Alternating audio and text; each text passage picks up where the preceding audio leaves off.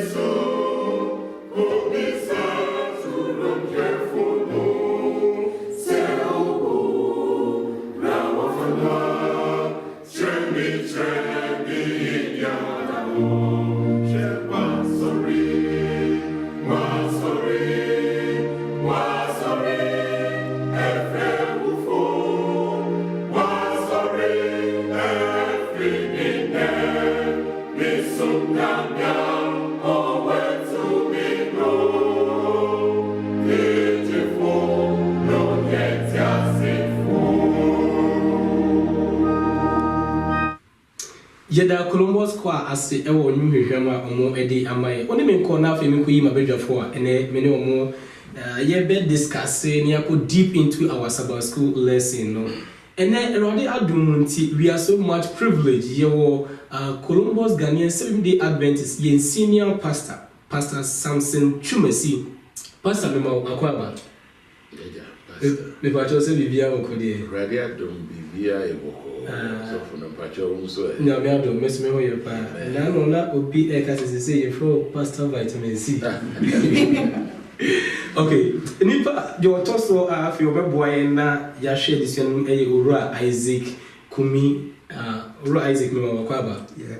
sister Becky enso ebo ye nchidom ene ono so ebeboa ye eda somwa eda enso wa ha obeboa ye ndwumadi no na afi ya hwe Bible no ana afi eda ochre enso ebo ye nchidom a oboa ye na ye de ye Bible na se Sabbath school edition no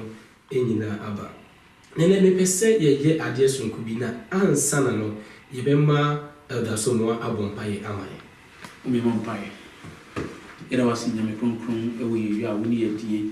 era wase don yi mu so Awurade wabo ehu ban na Awurade wakan abom na wo de wasam amaye na wo wahye yense yemfasam nko enu ti don yi be bi wasem ye so sam mu wo yenso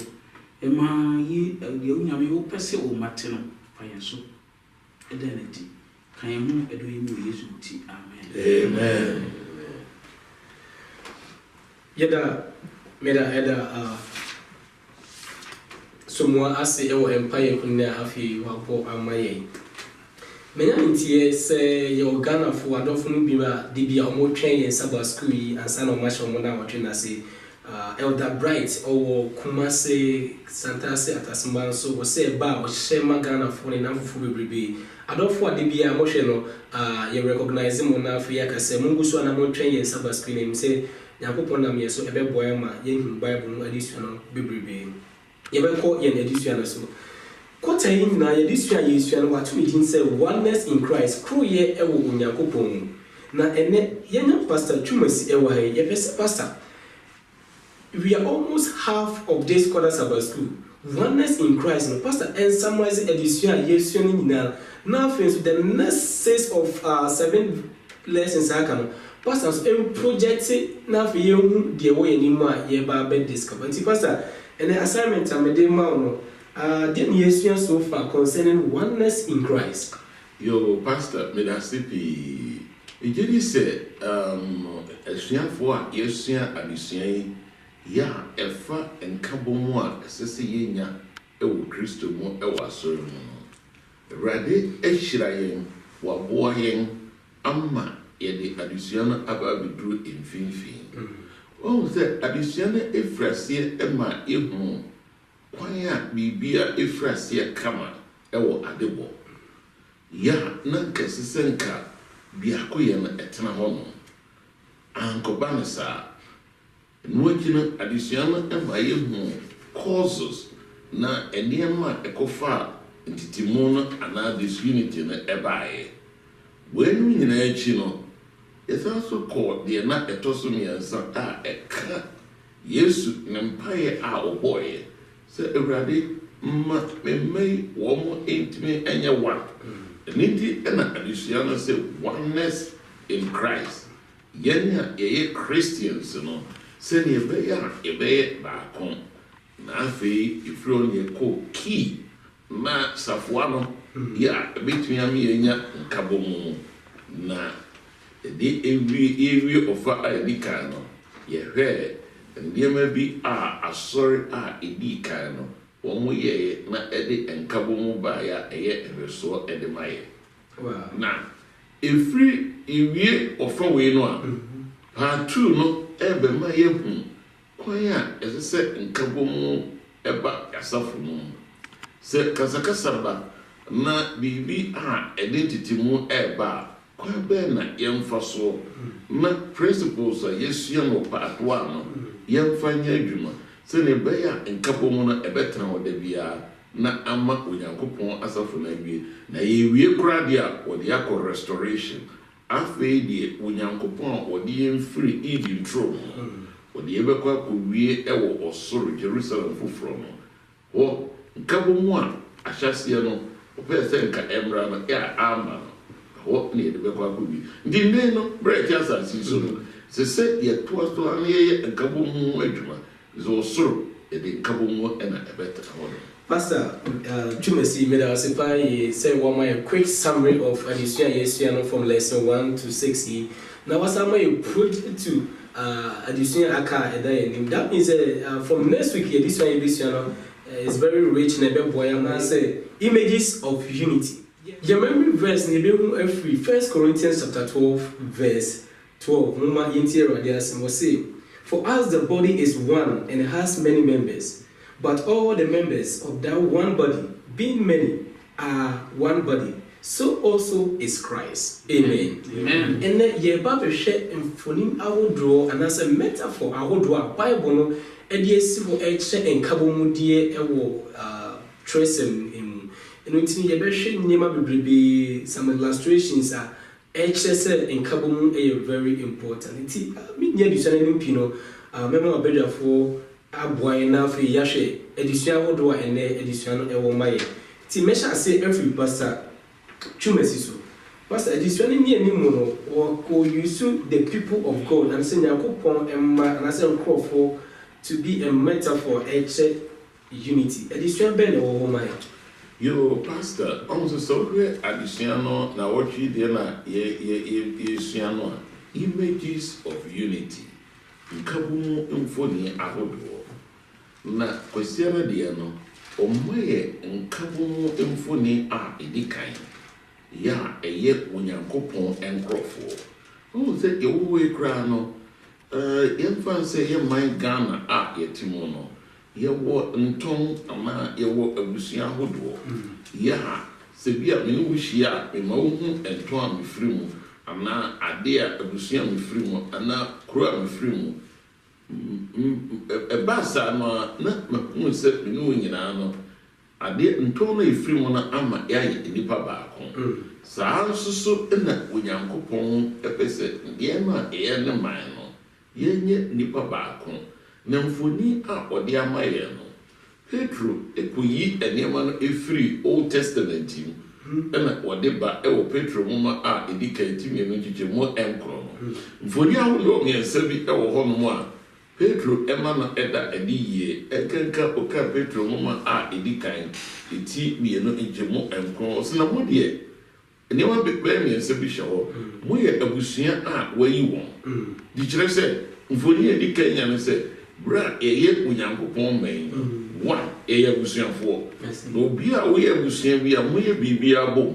se ne be ya nkabo mo ebe ya djuma ne to so mieno ye ahene asofukuo ya chese ye onyankopon eman ya eye onyankopon asofo na afi ye to so mienza ye oman kronkron bueno a ye yoni ntino enu no ema ye nya ensuchede se nipa baako ne nipa baako no ye onyankopon eman ye nye se bia obonsam man ama omampanyi bi eman nemu ye onyankopon eman a wono ayiye no kure ne okan additional ya eye Exodus chapter 19 verse 5 and 6 na what was a use metaphor bi o ana emfoni bi was ye onyankopon possession o say mama yekuta me ewo me ho they I possess ye onyankopon dia why na baako bi o say wo ye free that dia efunu mu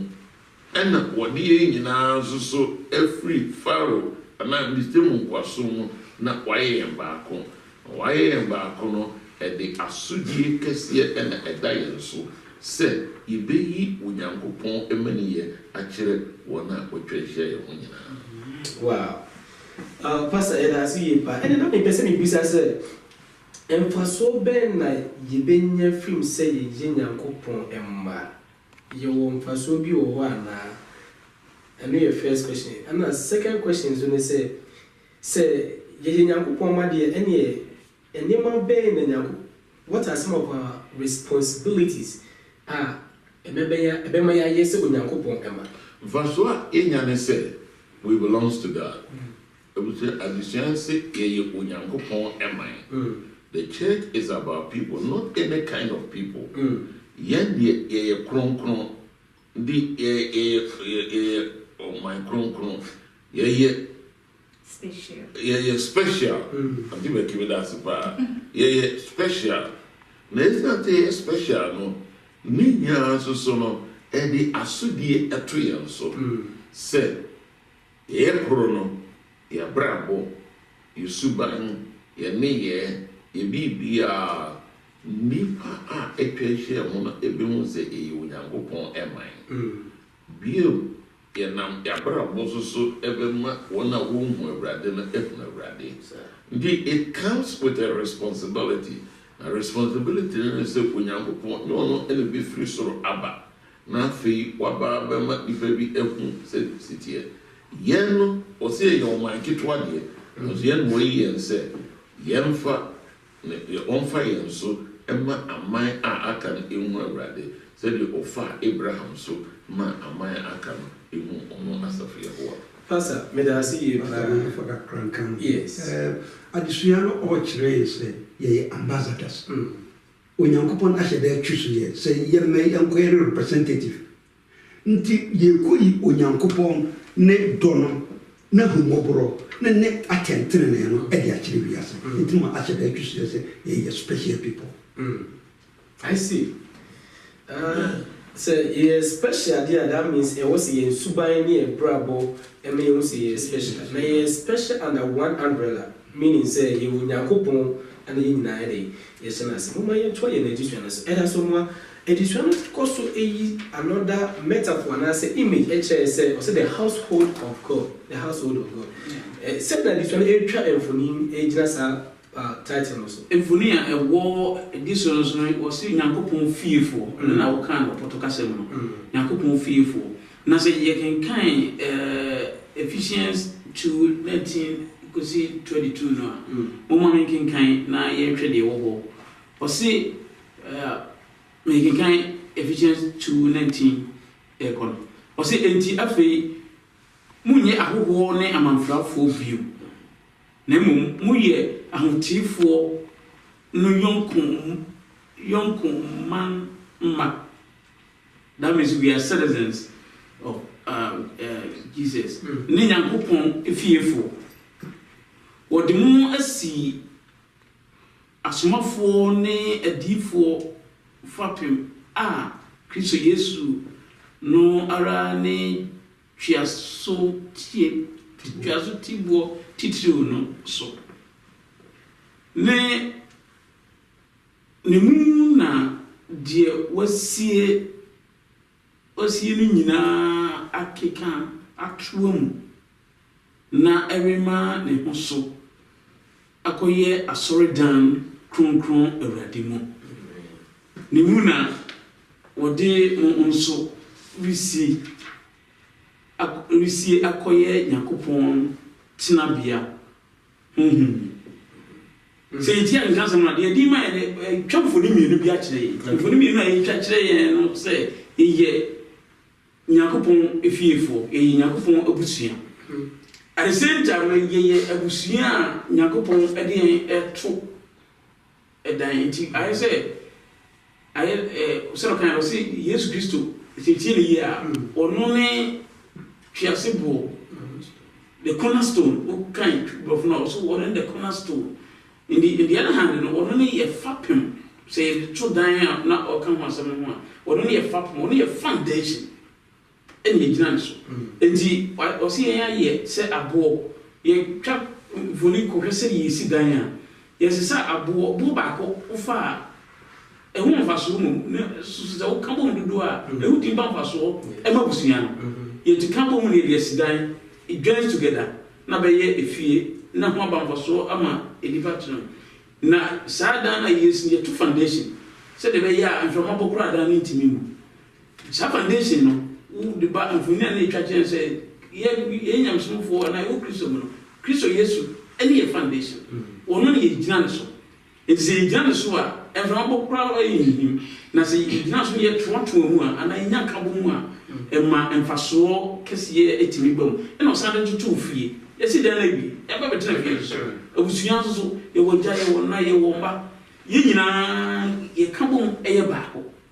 etino ono so de tutu asafo no ho se de be ya ebe ma ye ni ba nyina no atimi aye baako na se yesa e reflecti eno so se de fifia e ba asafo no enti in the other hand no yesa ye eni ye susubia ana ye agenda as a Christian no eni Yesu Kristo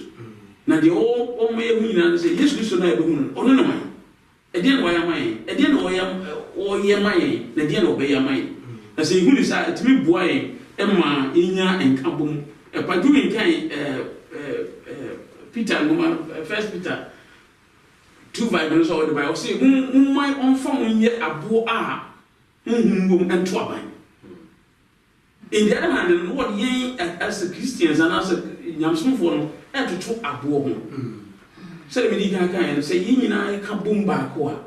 etimi di ye bibia ye very meaningful ababoa asafo ababoa aman ababoa afipamfo na tre akọ aboa nipa nyina entibra ye yesa na the other hand say bo say si dan ya etwe ni kofia ye tan brada na le tai eku say si dan no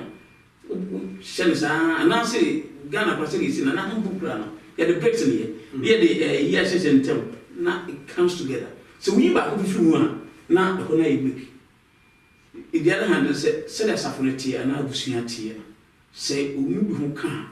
it affects the whole congregation it affects the whole family and until na so was afubi na say obi ko ye sabi ofun bi a mi bebe na timi ka say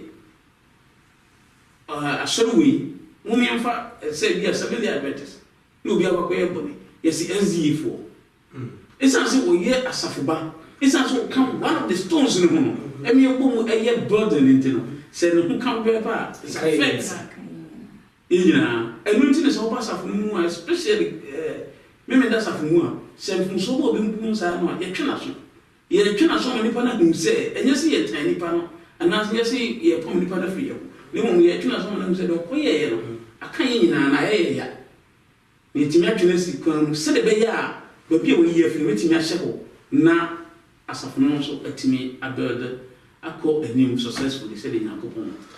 me that's pa ye me so obi ka wa senya sadia ene na me bisa that me say ye keka ye bom na as a Christian for said the my illustration say a born ye keka bom na afi aye kuo baako yeah that means as Christians no yent means standing alone say me die me nko a na me person me gina so ebisa this question say you will be more the perception say I'm some de no anu wakomam say metina fie na me ya doye na me nko asori Christ okay is that okay in this context say me de me ma sorry metina fie me ya doye me papa I can make it no yes sister Becky the minim ne say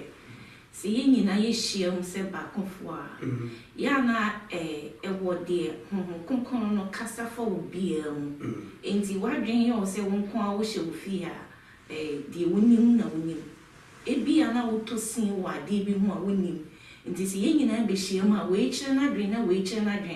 etimi ma wo sesa wadwen fi ade bi a wa ye so anim se we de no kre me de ye aduma na enso so na enye no kre enti wontimi ntena wo fi nka se me timi fie me good me yesi ni nyina ye bia ye Kristo so ese yenyan kamumu se akwanya wo honko ade a se wo betimi ni anyame nkrofo ahia mu nko ade a ene ese se ye nyina ye kabom era what okay ka kra me de kan on se untimi ntrefi anaze wa na sa won temo nka twen se bia betimi ye Kristo ni ebamba emse sa so fo ha se wo ka family I'm saying that it was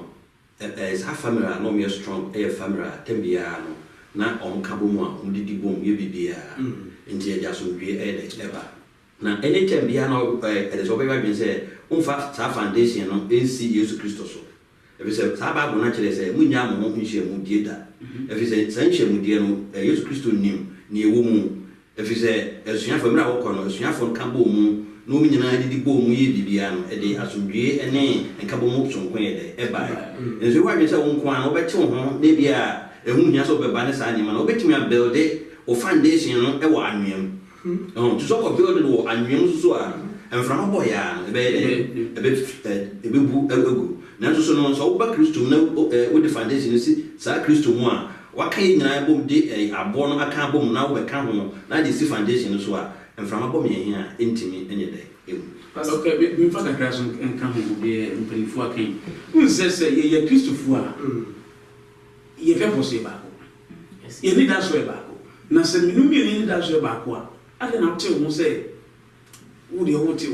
wo ho ne a that means wowɔ different agenda na sɛ yɛ nyinaa agenda yɛ baako ne da so yɛ baako ne a ade ne ntimi kam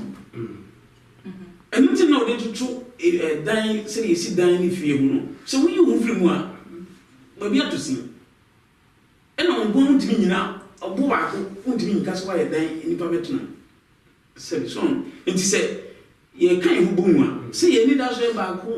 na deɛ yɛhwɛ nim yɛ baako pɛ ne a ɛsɛ sɛ yɛtumi come together na sɛ woka sɛ oh no me deɛ ebia nneɛma bi a yɛkɔ so asafo no nti no me deɛ meti me ho anaa metena fie nyamsom deɛ no ano wakoma mu ne a na there's something wrong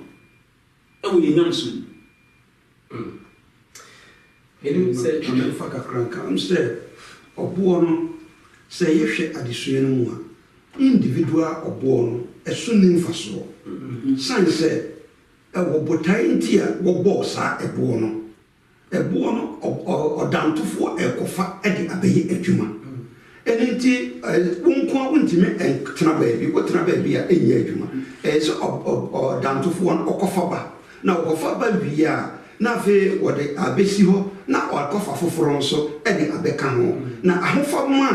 wɔde bɛma na afei wobɛpene so ma yɛ akyep ɔho kakra no na yɛde ɛfoforɔ nso abɛbata ho ne yɛde aman ahyɛ ntamu aman no ne ɔdɔ no enti ɛberɛ a ɔdantofoɔ no akɔfa aba no ɔbɛkyepokyepo baabi a mfomsoɔ nketenkete wowɔ no na afei ɔde aman ɛyɛ cement no waka ade afra na afei aboɔ mmienu no ɛyɛ aboɔ mmienu bio na mmom ɔbɛyɛ ɔboɔ baako a ɔka sɛ baako yɛ I see. But as meaning say Pastor Chuma City kakra bɛka ho. You are on say the radiance say on kasa a yɛnim na mo kasa a yɛnim. Bra abusua bi ɛwɔ fie no. Nneɛma a wɔn ɛyɛ bɔ mu no ɛna mo yɛ ho so wɔn yɛ abusua baako. Sɛdeɛ mpanyinfoɔ di kaka no. Sɛ bɔ no nko atene baabi a wontumi mfrɛ no ɛdan, wontumi mfrɛ no household. Na mo okeka ne nyinaa bɔ mu a na ɛnya mmɔden te sɛ de praeɛ teɛ no saa na Onyankopɔn anaa adusua ɛpɛ sɛ wo ɛne me bere a yɛwɔ asɔre mu yɛnyɛ biribiara mu sankuo na ɛwɔ hɔ no yɛbɔ white keys no nko a ɛnyɛ dɛ na yɛbɔ black keys no nko a nso a ɛnyɛ dɛ deɛ ma adeɛ yɛ sankuo ɛne sɛ yɛadwa ne black and white no na ama na harmonious sound Onyankopɔn ɛhwɛ sɛ yɛwɔ ifie na yɛ household of God yɛbɛnya nkabɔ mu wabra wɔ nkasa betia wɔ esi betia ɛno nti Onyankopɔn kura yi da baako ama yɛ sɛ yɛkɔ da baako deɛ yɛmmra ɛmɛhyia na nkabɔ mu no ɛnyɛ adwuma na ama yɛwɔ hwehwɛ no etimi ayɛ hɔ ɛwɔ Kristo. Amen. That's why you better try and addition so Sister Becky addition cause my another illustration as image was say at the temple of the Holy Spirit. Addition na ɛwɔ my and as set as an image for unity. Pastor Medase say you can say Paul de tutu ade bi ho say ye dan na yenye dan bi keke asori dan a Onyankopɔn ehunhun etim nti yenhwe asɛm bi mfiri Korintofoɔ ho me di kan timi ensa enchichemu dunsia ekosi edunson no say munim say muyo Nyankopon asori dan no Nyankopon honhom timumu so bi say Onyankopon asori dan a say na Onyankopon be say no if we say Onyankopon asori dan honte na enemwara sa asem we say na me kan ye no me de toto obi a anase ye nipa ya ye product Obo modern sesa no ma awodo ka bom na wo ye wo product bia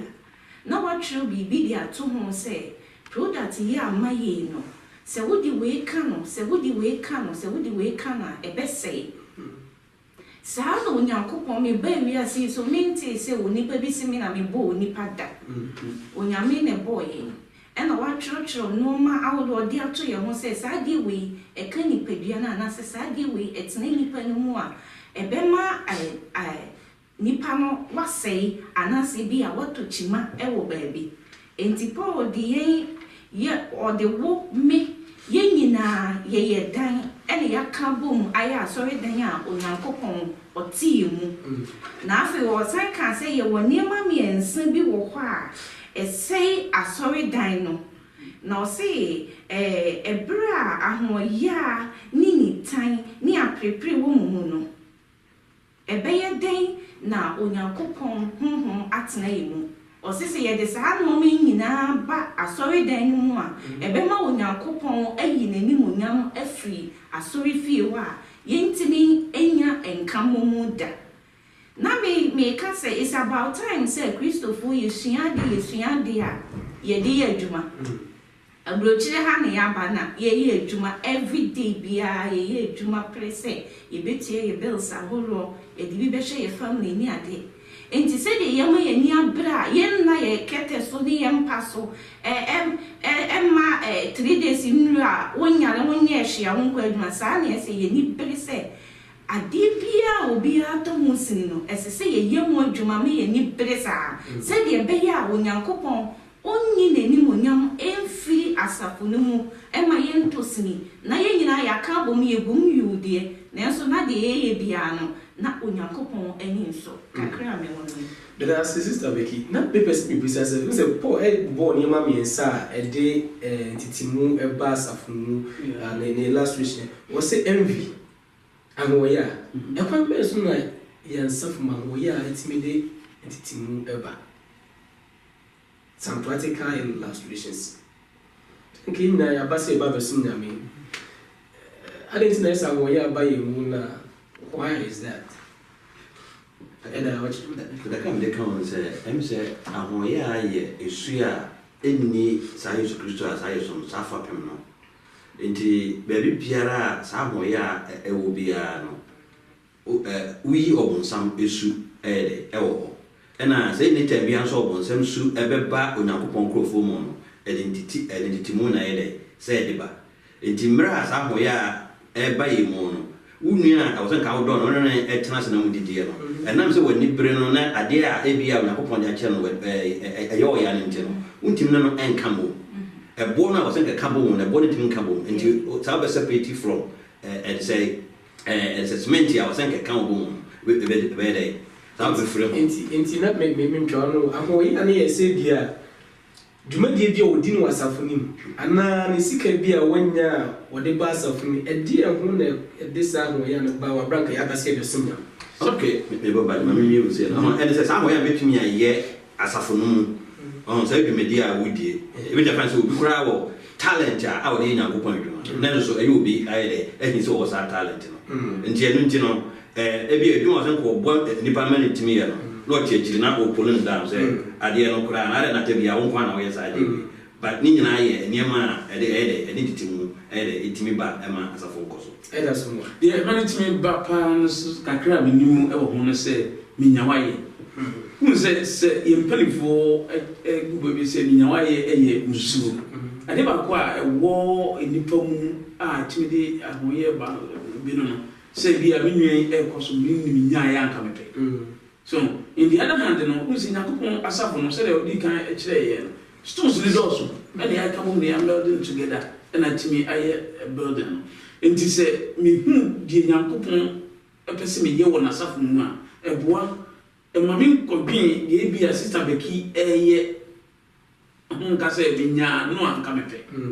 wo we a special person said that you can demand Yakupon afro we a special person who are suffering for a purpose who Yakupon for a purpose and to say nyame more na so ehun de ntie nyame frɛ wo na fa ye dwuma no ye ne de a me ye me de na etimi ka ko mu mane ba e ma otan ene ne prayer so entimi e ma yente na mo remfi say image of the amayo han say e Onyankopɔn sorry da ono no nkonkron ati right which means say enye envy strife any division ko bibia ebema enkabo mu no entimi enya adwuma na ebe pushi Onyankopɔn nkonkron free mo no bra ye Onyankopɔn eman no ese say e free na ama Onyankopɔn nkonkron tie mo yetumi aso papa ya eye ene papa me that's pastor verse 17 I was say now obi a defile this temple of God no ono no ade be destroy no meaning say ye back in the context as a church obi odi ntitimu ebe ba Nyankopɔn asafo no say ono no ade be say no enu ni mane yehu so enu ni mane yehu say ya pe yie pa we nyamso no se ye di tebia de ka say o ni pasuni emre ba Nyankopɔn man say so the Yesu sister be kan o si Yesu na say the adwuma Nyankopɔn man say it is a people you mu a ye tie for ne a ye hwe nyina no as I see it me side in free because they very dangerous Nyankopɔn obetua wo nka because wo na wo the disunity ever asafoni wo na wo yi wo bo na free mu ama edan no efon atimi adwiri it just say ahweyi wo sade no pa ye Yesu ya ne ye tie nyina no ye nya ahweyi say ye be free am say Christopher ne ya say ye very careful na di nyame so emsem kakra edeboa emse obi beka say sa wo the disunity ne ba nsunsanso bi eni ho ye wo me so watro mu bra na Mose or the Israel for enam no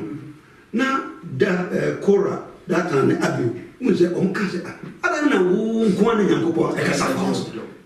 wo esan ahoyi anenti asase na ye den egu pai ema sankrofo no nyina ewura mu enenti de Bible aka no e say hwe yiye awo sunsanso kese nti say ye de titimu eba asafo no ma se Onyankopɔn ankora Korah no nso de ya na ye nso ye de nso ntitimu ba Onyankopɔn onkora ye nso me da say pastor ko no say ebre no ko no kasa we ekire say me ti asoro no mu a bibia asoro na enhye ode bebe bia na o si nyina ye embrace ye nyina ye di ekire na ama ye the united front akọ bia wo obonsam enamoso ama ode empapa mu eba no mo se ehun akatua da ho a etwewo. Pastor, it's very deep, and I will say you will pay attention to that. Until we feel even in the church, no, and it might be a share, and then so identity mu abano. We need to be very careful. And one of the solutions about additional they might say, I bet me have prevented all this and say you best stick it to the word of God. We obey your obedience, and through worship and prayers, no, we will be united in Christ. You bet why in addition, Mr. Kumi, additional as I use another image or say the body of Christ. Additional oh my. Additional bray oh my pastor. Say young woman na itirino was a oneness in Christ. Johannes and itire dun so the modu ba ko eka. Na enti se ni padua no Yesu Kristo ni padua ba ko. Na yewo akwa yamfo ni padua ne ensi ho yewo akwa bebre itire enan bibia entire ma Paul eka no Korintofo nwoma no dedika ne itire dumi no chemu dunai ekofem padu no ba ko menkai na me paraphrase ya o ne o ka kire se akwa no ebi ho ehia enche obi eneti akwa no nyina ye pe na wo bo no nyina se be ya ye be kan bom ama adwuma no akosodie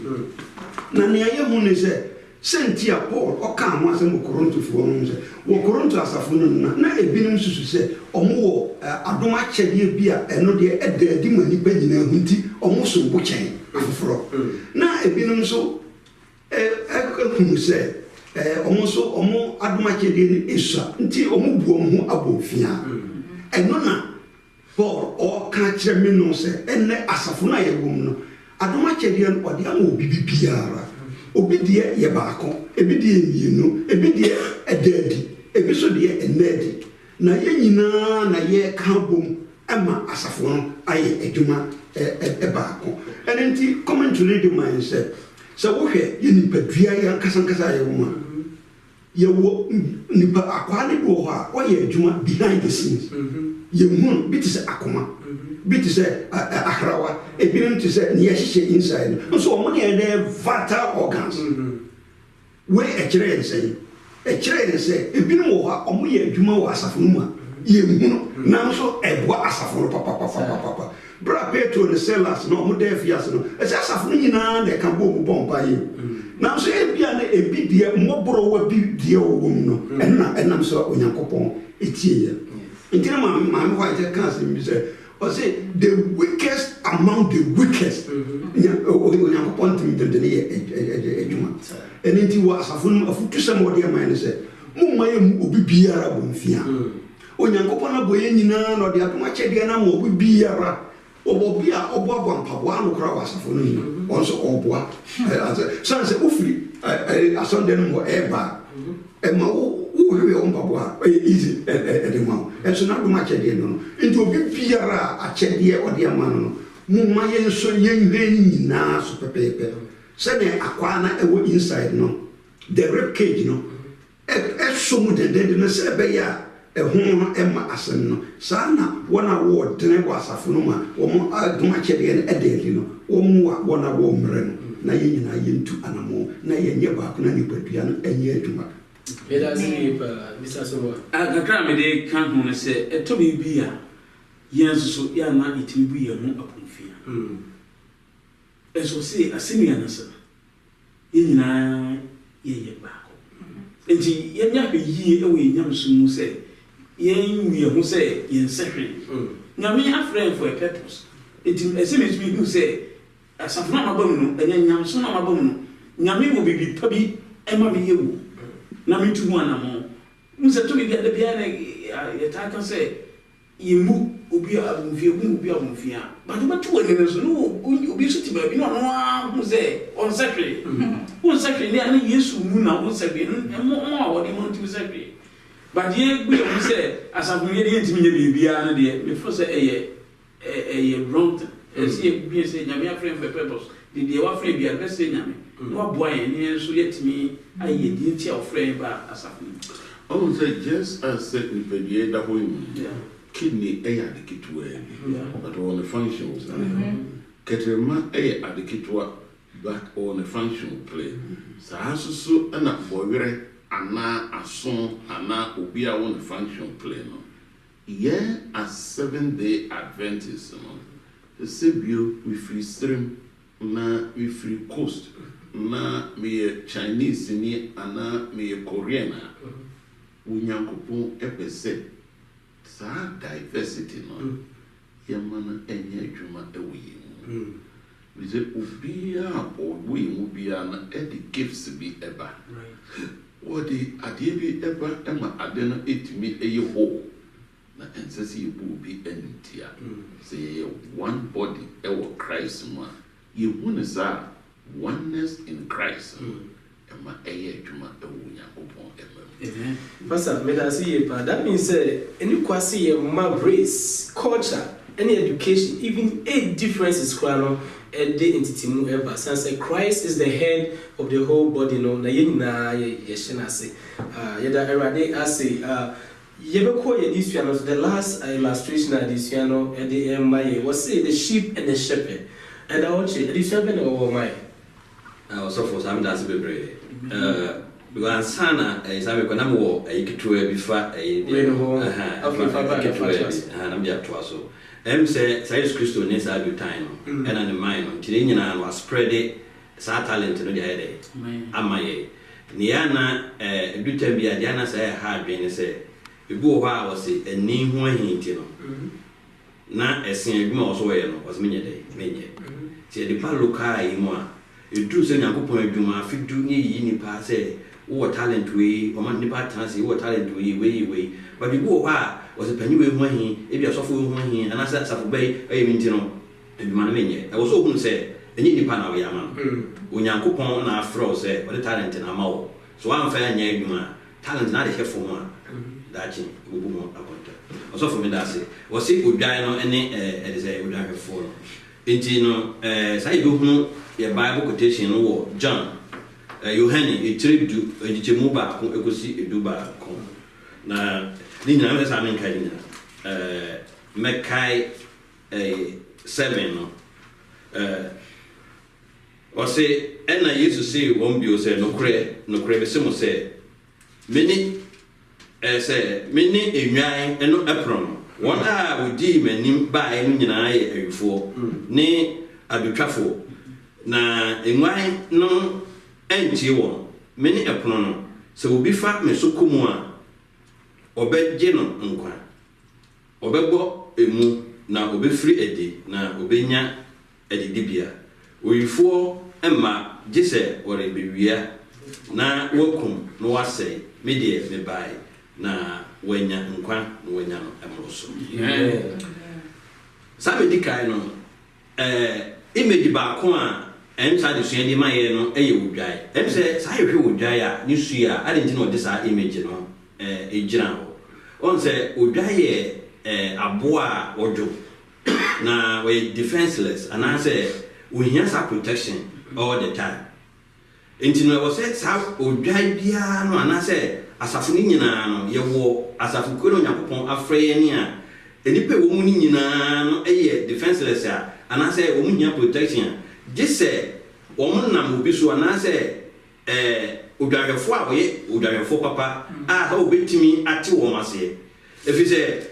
odwaya sa wontimi enye bidio dum bono ho bai edutam bia e wo se wo fa no na de ne bon wo de ne bobo ebu ha na wo yira e wo se wo ka no na de ne ba sa adwango anu enti obi ha obeye ta good shepherd bia no e wo enema bia e wo se quality bia e wo se odwanfo pa no e de enya we dedicated we nya patient na have utimi enye emma sa protection na have utimi lady utimi edi sanwan no anim ede wo mo ekọ Kristo eho enti sai lokai nti e basa ya safo mu a obi ha obeye good idea no shepherd bia no eye enipa wo sa quality no so we leader na woni abotre na bibia no sa wo fu se nwan no a enya de abetumi lead nwan no na do akọ epono na no efi se nwan no hu kra no be de o be dwane afi do so no e wo so utimi lead nwan efi se bitem bia na ebi etia for baby te wo se utimi nya abotre na krokro wo na we de utimi eka wo nyana etimi edebam na sa a good shepherd ni nyana no ani Yesu Kristo a wona ne ekwaya ede ne fa no wo so obi e no betimi afa ekwa na echi ana se baby etimi wura mu de se utimi ede wo fa sa Yesu Kristo ntino ka se me no kwai no kore ene nkwa obi etimi nko eja ne nte je so ede je so wona me so ntino se good shepherd no ana se odwahefo pa no se betimi akọ ne nchen a gise ni mu na ye nyina no ye fa na ye ma sa Kristo anase se edwa ya wo mo yira yetimi ebo wo ho bai abre nyina enti wo kan bi wo Psalm 103 if say e bambo kese a ehia wo se sa ye ho an me befo hwe ni nyina and enti no wo se ye boa ema wo mo a sa wo ye anase edwa ya wo mo yira no yetimi eka wo ne do mo ba sa nwembo anu mu efise nwan omo emre na omutimi emo ho bai gise ye boa na ye lidi wo mo ye do ko wura ekwan no a woni se Kristo no eda me da si ye pa eni ntino Bible no gina ho gina ho ama ese na safo ni manyina ni nwan ense de edisua na eda edi enya no emie huye no enwan they are always helpless omuni moa they omuni protection bia omo ede ebo omo ho ban. Now one good thing about the shepherd say when him said it is not the responsibility of the sheep no say oyira or back home meaning say mo to the maker and you odwana said yes oyira obefi name is the responsibility of the shepherd to always look for the sheep. In the Bible no may we say do say enwan ono as a good shepherd no te bianse oyira ono na oba behwehwe nti o se dwawe for papa no de bianse ni nwan or 100 That's about Cooper cried out, be just 99, one walk away. Walk up, she, or Mamma can see a did for you now. Yeah, Nipper go back, you ran back on your hope on an AD and himself, or no, and the AD and him as a shepherd, dear. Yeah, we don't need to fight. I will say a kind of boom, now you deal with Josh for Papa Ahodi and meaning so we can never fight this on the marriage. Also, your cook school, especially class 1 a U4. There be or teacher for you see illustrations, right? Which then called an idea. And that's always a Sesame Street. I am got a program on use illustration. Throughout this week, you know,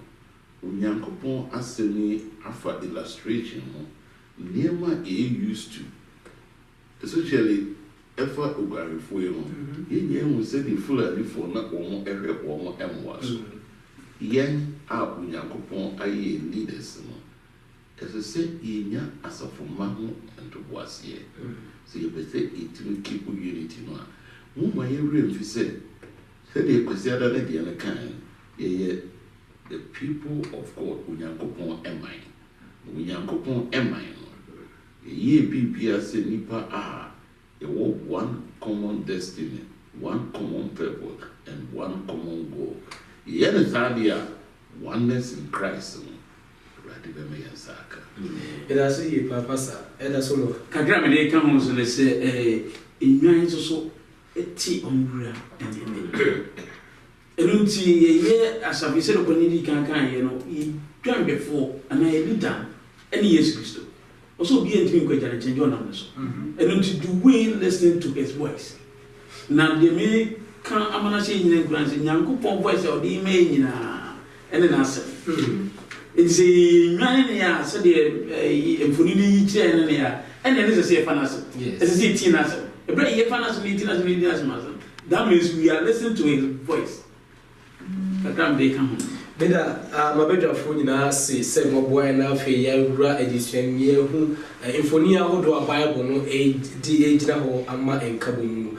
Your dear district in a very and Meji, Ubia, as some way chat on our fee. Mama Pastor Abon Pai Amma. It's the other watching last words and say, Mabeka, a chat on us for to say.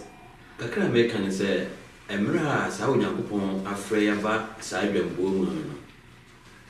Me and yet Siberian pro said I be pay ako. But says I a proper, as I use Christo there. Why can't you tell me I'm where they or became what the I abem. And so the true baby, no kind na fe, your mamma concurrent time one. You beat me, I ira, one guy not yet me answer by a day, a chibu. Enti Sayus Christa, we fapian, where Siberian for panel. Mama yen na fe, and someone's our can. Yenti, Nyamfamo Bray, none of it me at Tenebia Burma, and my Enira affable. That's all. Congrats for me, they come on and say, you share 7-day Adventist church, meaning Sasa rolling in a tea for Mutimina, a frequent way say, a year can be for, a year more for a year Juma or Asafun. Now, the other term will pay me, say, you never be here one. Say, ye partners, and no more booty, say, Semi Wuna and le, and I fear the but you might we any yes, I feel the mean. I feel the maybe the minimum, I feel the contribute the minimum, and never be here one. Said the day I yet put Nabucco Juma or they say and son. Now say, as of a man, ye read in any so frenia, yeniso. Na Jumedibia or they say and son, you won't pay senior in my body. Intimate in your name might be here one. And then the boy, am I in Yamasun at my one? That's what I say. Sister Vicky. Maybe the American and I say, in a Asafo Balcon, Yakan Mobo. The everything Nana say about heaven. In this yin and I have been a sea a dear Balcon, a bay dame bay on my passe, will be your bonia, untin fanche. Now so the Papa Butu was said, the Wayan, Unyaman fancho. In Timoma, yin and I have been in sea when Yakuponso, sending chain airport. Yes, I guess I see soon no man, yam pray for baby. Mr. Kumi, Sunny Colosse, a woman, a true acquaintance, more than what you say, now on any baby, on it as a phony tree, a Christo. ɛsɛ sɛ yɛn nyinaa yɛyɛ akwaamaako obiara mfa n'ahoɔden ne adom akyɛdeɛ a ɔde ama no ɛmmoa ma anipa bia no ɛntimi nyɛ adwuma. Mr. Kumi Medasi, Pastor Chumesi. Yɛyɛ Onyankopɔn ɛman yi deɛ abusua no woma yɛwerɛ mfi sɛ Onyankopɔn yɛ n'asɔfokuo, yɛyɛ ɔman kronkron, yɛyɛ abusua a wɔyi yɛ biribiara a de ntitimu ɛba nsɛ sɛ ɛfiri me so ɔba saa unity no a Onyankopɔn pɛ sɛ yɛnyɛ wɔ Kristo mu no ɛnyɛ adwuma biribiara a me ɛsɛ sɛ metumi yɔ ma nkabom ma yɛde to dwom sɛ we are marching to Zion yɛkɔ Sion no yɛnyɛ ho adwuma na Awurade bɛhyira yɛ. Amen. Pastor Medasi Yepa. Edisua no eyusu mfonim ahodo a ɛwɔ the New Testament adan nkabom adi akyerɛ. Ɛyɛ me mpa ɛbɔ paa sɛ minimu mienu nsɛm a ɛna yɛsua yi no yɛde ɛbɛyɛ adwuma. Yɛhu sɛ ntitimu ɛnam yɛ so ba. Anasɛ Bible no sɛ Onyankopɔn ɛbɛsɛ adeɛ bi ntitimu biara bɛba no yɛhu a yɛnwane mfiri ɛho. Yɛda mabɛdwafoɔ asesɛ ɔmaboa na afei yɛ discuss edisua no nyinaa. Mɛma Pastor Chumesi abɔ mpaeɛ na afei yɛde adwumadi nyinaa bɛwie. Pakyɛ mo ma yɛmɔ mpaeɛ yɛho a yɛda wase nkabom adesua a wode ama yɛ na wɔtwe yi ma ankorankoro biara ɛmfiri yɛn nyinaa so na yɛnyɛ ho adwuma na ma yɛnyaa yɛ baako abɛpie w'anim for Jesus in Amen. Amen. Medami production team as Samuel Lam to say oh boy my did megi by any other for multi na muguso a unya share na for so esanka Bible discussion as a school be only in share same time next week until then I say happy Sabbath.